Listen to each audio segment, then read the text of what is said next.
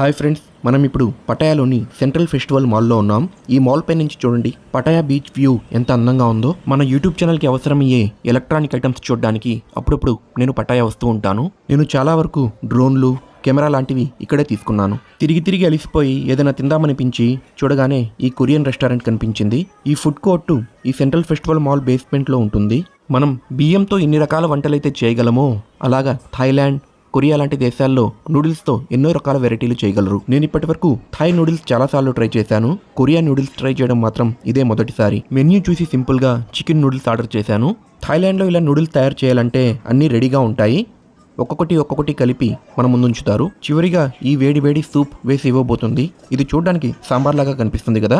మన chicken noodles ready అయిపోయింది. ఇక టేస్ట్ చేసేద్దాం పదండి. టేస్ట్ అయితే అదిరిపోయింది ఫ్రెండ్స్, సూపర్ గా ఉంది. కడుపు నిండిపోయింది ఫ్రెండ్స్. ఈ నూడిల్స్ కాస్ట్ వచ్చేసి 90 బాత్లు, అంటే దగ్గర 200 రూపాయలు.